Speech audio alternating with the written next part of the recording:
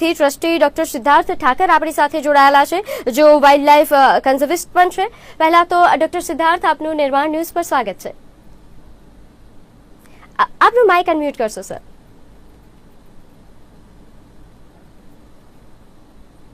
જી doctor Siddharth, આપનું સ્વાગત છે નિર્માણ ન્યૂઝ પર. Yes, thank you so much.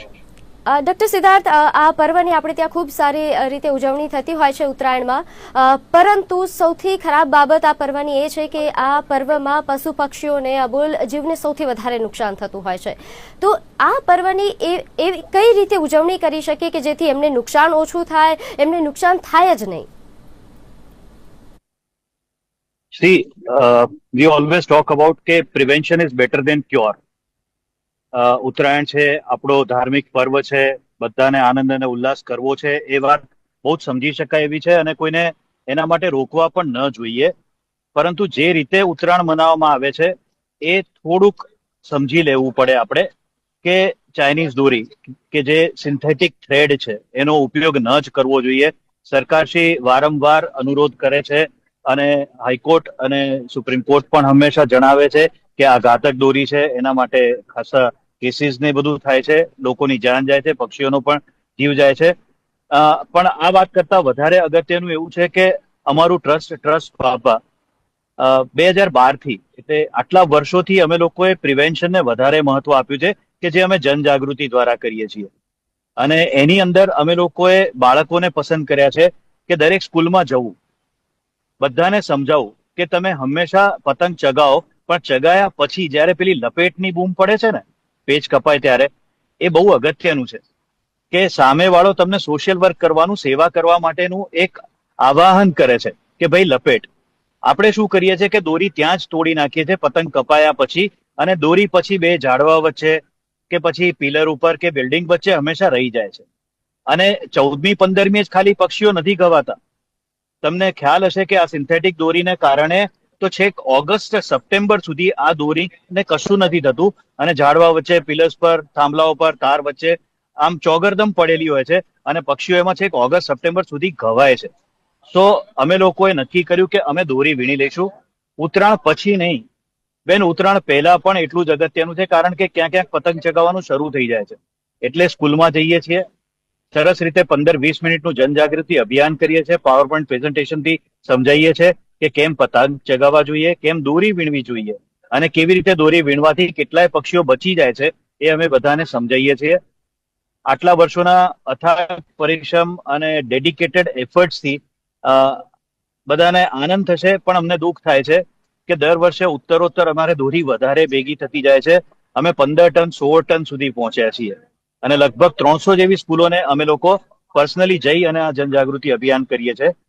અને દોરી વીણવાના કારણે, દોરી ભેગી કરવાના કારણે અમને લોકોને એ પણ સાબિત થયું છે કે અમુક એરિયામાંથી કે જ્યાં આગળથી દોરી આપણે ખાસ કરીને લીધી હોય, ત્યાં આગળથી ઘાયલ થતા પક્ષીઓના જે કોલ આવતા હોય એ હંમેશા ઓછા થતા જતા હોય છે. તો આ એક અમને બહુ સારો રસ્તો લાગે છે કે prevention is better than cure.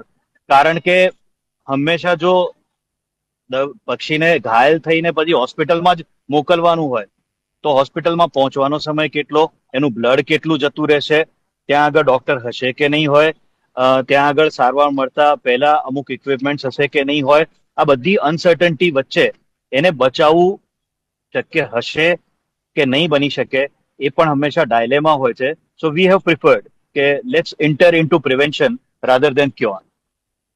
ખૂબ જ મહત્વપૂર્ણ છે. પહેલા તો જે લોકો એવું વિચારે કે ઉત્તરાયણના દિવસે જ અમે પશુ પક્ષીઓનું ધ્યાન રાખીએ, તેવું નથી. તમે ઉત્તરાયણ પછી પણ તેમના બચાવ માટેની કામગીરી કરી શકો છો, કારણ કે એમના પછી પણ જે રીતે આપણે જણાવ્યું કે ઘણા બધા કેસીસ સામે આવતા હોય છે, એમને ફસાઈ જતા હોય છે, જે દોરીઓ લટકે છે એમાં પશુ પક્ષીઓ. આ ઉપરાંત ઉત્તરાયણના દિવસની જો આપણે વાત કરીએ તો એવા કયા પ્રયાસો કરી શકાય કે પતંગ જેમને ખૂબ જ ઉત્સાહ છે પતંગ ચગાવવાનો, એ પતંગ પણ ચગાવી શકે થોડો સમય, અને પશુ પક્ષીઓને પણ નુકસાન ન થાય, એના માટેનો કોઈ રસ્તો છે ખરા? જી, સવાર અને સાંજનો સમય કે જ્યારે પક્ષીઓનો સવારના પહોરમાં ઉડી અને પોતાના ફૂડ માટે જવું, એ એક સમય, અને સાંજે ફરીથી પાછા પોતાના ટ્રી કે પોતાની બખોલમાં પાછા પહોંચવું, આ બે સમયને જો આપણે અવોઇડ કરી શકીએ તો બહુ સૌથી શ્રેષ્ઠ, કારણ કે સૌથી મોટી ઘાતક અસરો આ બે સમયમાં થાય છે કે જ્યારે એ લોકો પોતાના ઝાડ ઉપર જ્યાં સૂતા હોય ત્યાંથી ચણ માટે કે પોતાના ફૂડ માટે એ શોધ માટે નીકળે છે. જો ત્યારે પતંગ ચગાવવાનું આપણે અવોઇડ કરી દઈએ 8 વાગ્યા સુધી, તો મને એવું લાગે છે કે આપણે ઘણા બધા પક્ષીઓને બચાવી શકીએ. બીજું, અવેરનેસ અમારે એટલું જ કહેવું છે કે આ સિન્થેટિક દોરી સસ્તી હશે, ક્યાંક આપણે રોકી નથી શક્યા, ક્યાંક ઇલીગલી વેચાતી પણ હશે, બધે આપણે પહોંચી નથી શકતા. પણ ઇન્ટરનલી નક્કી કરીએ, કુટુંબોમાં નક્કી કરીએ કે ભાઈ આપણે આ દોરીનો ઉપયોગ નથી કરવો, ભલે સસ્તી હોય. તો આ દોરીના ઉપયોગને જો આ વસ્તુને આપણે નકારીશું ને, તો ઓટોમેટિકલી જે ઘાતક અસર થાય છે, વિંગ કપાઈ જવી, લેગ કપાઈ જવા અને નેક ઉપર મેજર ઇન્જરીઝ થવી, એ આપણે બચાવી શકીશું. ત્રીજું, મને તુક્કલોનું ગણિત નથી સમજાતું કે એનાથી શું આપણે મેળવી લઈએ છીએ. થોડી ઘણી લાઇટ જે જોઈએ છીએ અને એનાથી આપણે એકદમ રોમાંચિત થઈ જઈએ છીએ. લોકો ફટાકડા ફોડે છે રાત્રે અને મોટા મોટા લાઉડ સ્પીકર ઉપર લોકો મ્યુઝિક વગાડે છે.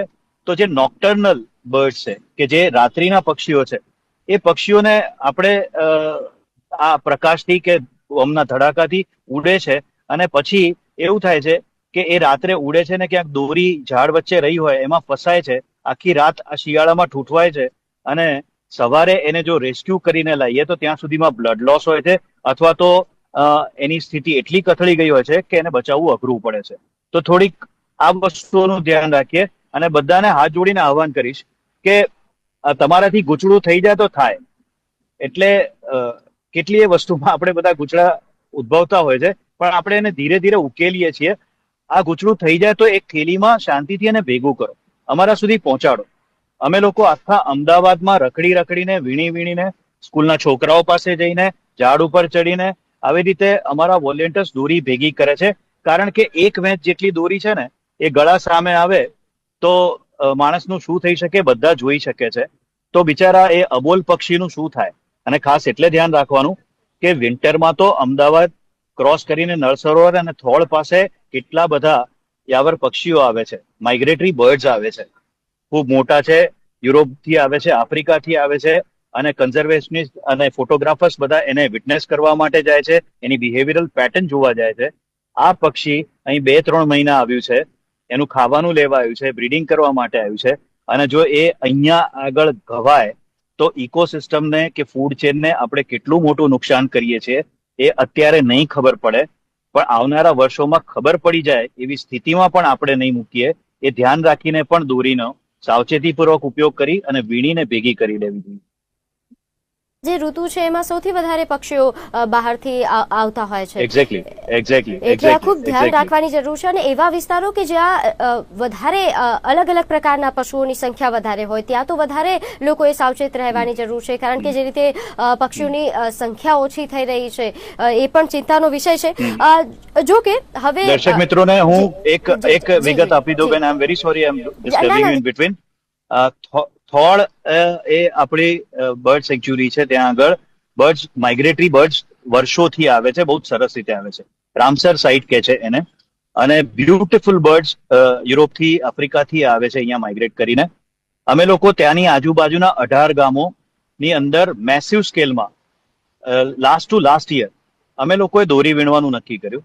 Just it was a research project કે શું થઈ રહ્યું છે આ દોરી વીણવાથી. એક કટકો નતો રહેવા દીધો. એ વર્ષે અમે આજુબાજુના 18-19 ગામો ખૂંદી વળ્યા હતા.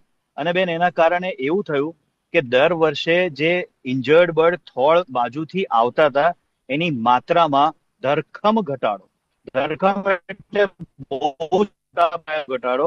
જે પહેલા 10 આવતા હતા, જસ્ટ માત્ર સમજાવવા માટે કહું છું કે જે પહેલા 10 આવતા હતા એની જગ્યાએ 1 કે 2 જ બર્ડ્સ આવતા હતા. ટૂંકમાં બીજા 8 બર્ડને તમે ખરેખર બચાવી શકો છો. અને આ દોરી એટલું ઇફેક્ટિવ કામ કરી શકે છે કે જો આપણે સાવચેતી રાખીને ભેગી કરી લઈએ તો આપણા થકી કોઈ બર્ડને નુકસાન ન થાય. આ ઉપરાંત જે લોકોને ધ્યાનમાં આવે છે કોઈ એવું પક્ષી કે કોઈ પશુ કે જેને નુકસાન થયું હોય આ દોરીઓના કારણે, તેમને સૌપ્રથમ શું કરવું જોઈએ, કેવા પ્રકારની સારવાર આપવી જોઈએ, કોનો સંપર્ક કરવો જોઈએ? સોશિયલ મીડિયા અત્યારની લાઈફમાં બહુ જ મોટો ભાગ ભજવે છે. અત્યારથી બધા જ માધ્યમોમાં અઢળક નંબરો રેસ્ક્યુ યુનિટ્સના, હોસ્પિટલના, આ બધાના નંબરો શેર થાય છે. આપણે બીજા કોઈ અત્યારે મેસેજીસ શેર કરવા કરતા આપણા લોકલ ગ્રુપ્સમાં, આપણી સ્કૂલ્સમાં, આપણી કોલેજીસમાં અને પબ્લિક પ્લેસીસ ઉપર આપણે આ બધા જ લોકોને આ નંબર્સ શેર કરી દેવા જોઈએ. અને અમદાવાદ અને અમદાવાદની આજુબાજુના વિસ્તારોમાં આ 13 વર્ષથી કામ કરતા એટલું તો ચોક્કસપણે મેં જાણ્યું છે કે દરેક એનજીઓ, દરેક ગ્રુપ, દરેક સેવાભાવી સંસ્થાઓ આને સરસ રીતે શેર કરી અને જ્યાં પણ ઘાયલ પક્ષી દેખાય છે એને દોડી અને રેસ્ક્યુ કરવા પ્રયત્ન કરે છે. બીજું કે જાતે ડોક્ટર બનવાની કોઈએ જરૂર નથી. પોતાની રીતે હળદર લગાવી દેવી કે રૂનું પૂમડું દાબી દેવું, ઘણા લોકો પાણી છાંટે છે, આ ન કરશો. એના કરતા તમે રિલાય કરો કે જે રેસ્ક્યુ યુનિટનો તમારી પાસે નંબર છે એને શેર કરો. સારા રેસ્ક્યુઅર જે ટ્રેન્ડ છે અને એ લોકો આવીને લઈ જશે, એ નજીકની હોસ્પિટલે પહોંચાડશે અને ત્યાં સરસ ટ્રીટમેન્ટ થશે. તો આપણી ટ્રીટમેન્ટ કરવાથી કે આપણી એ દયા કે આપણી લાગણી પ્રોબેબલી એ પક્ષીને હર્ટ કરી શકે છે, એને વધારે ડેન્જરમાં મૂકી શકે છે. સો આ ન કરવું જોઈએ. અને એક ખાસ બાબત કહીશ કે ઉત્તરાયણ વખતે દાનનો મહિમા છે, પણ કયા પ્રકારનું દાન, એટલે થોડું ઘણું શાસ્ત્રોનો અભ્યાસ કર્યા પછી અને થોડું ઘણું વડીલોને પૂછ્યા પછી અને પંડિતોને પૂછ્યા પછી એવું ખબર પડી કે એ દાન જે આપણે સમજીએ છીએ એના કરતા કંઈક જુદું છે. લોકો 4 રસ્તાઓ ઉપર અને 4 રસ્તાની બાજુની ફૂટપાથ ઉપર અઢળક ચણ નાખે છે. એના કારણે એવું થાય છે કે રોક પીજન, જેને આપણે કબૂતર કહીએ છીએ, એ પક્ષી એટલી બધી મોટી માત્રામાં અહીંયા આગળ સ્થાયી થયા છે અને બ્રીડ કરવા માંડ્યા છે, જે હવે એકચ્યુઅલી પેસ્ટ છે. જો તમે લોકોએ છેલ્લે વર્તમાન પત્રોમાં કે ઇન્ટરનેશનલ ચેનલ્સમાં જોયું હોય તો ઇંગ્લેન્ડની અંદર હવે જાહેરમાં ચણ નાખવાનું બેન કરવામાં આવે છે. બોમ્બેની અંદર શરૂ થયું છે, બેંગ્લોરની અંદર શરૂ થયું છે. કારણ કે આ પક્ષીઓ દ્વારા જે એમના પાંખમાંથી રજ ઉડે છે અને એમની જે પોટી છે કે જેના જે એસિડિક છે એના કારણે હ્યુમન્સને અમુક રોગ થાય છે. આ પક્ષી જ રોક પીજન છે જે સિટી માટે બન્યું જ નથી, પણ આપણે ચણ નાખીને આમંત્ર્યું છે. અને એ આમંત્રણ આપણા માટે અને એમની પ્રજાતિ માટે પણ સખત ઘાતક છે. એવી જ રીતે આઈ હેવ સીન પીપલ કે જે ગાંઠિયા નાખે છે અને એના કારણે વેરી પેઇનફુલ થિંગ કે કાબરો, કાગડા અને ઇવન સમડી કે એમને આ ગાંઠિયા ખવાય છે અને એમની ફર્ટિલિટી ઉપર બહુ મોટી અસર થાય છે. ખરેખર આપણા સ્કેવેન્જર્સ છે, એ સફાઈ કામદાર છે. એમને આ આર્ટિફિશિયલ ફૂડ અથવા કુક ફૂડ એમના માટે છે જ નહીં. નેચરમાં પૂરતું ઉપલબ્ધ છે, એના ઉપર એ જીવતા હતા, જીવશે જ. પણ જ્યારથી આપણે ફીડ કરવા માંડ્યા દયાના નામે, ત્યારથી એવું થયું કે એમની પ્રજાતિ થોડીક જોખમમાં આવવા લાગી છે. સો દયાનો અર્થ એ નથી કે મેં 2 મુઠ્ઠી કે 5 મુઠ્ઠી કે 10 કિલો જાર 4 રસ્તા પર નાખી દીધી અને એને પુણ્ય સાથે કનેક્ટ ન કરવું જોઈએ. હું કંઈ વધારે બોલ્યો તો મને માફ કરજો, પણ મને ચોખ્ખું દેખાય છે કે પ્રજાતિને નુકસાન કરીને આપણે દયા નથી કરી રહ્યા, કોઈ પુણ્ય નથી ખરીદી રહ્યા. બિલકુલ બિલકુલ. ડૉક્ટર સિદ્ધાર્થ, આપ અમારી સાથે જોડાયા, આપે સમય આપ્યો તે બદલ આપનો ખૂબ ખૂબ આભાર અને આપને પણ એડવાન્સમાં ઉત્તરાયણની ખૂબ ખૂબ શુભકામનાઓ.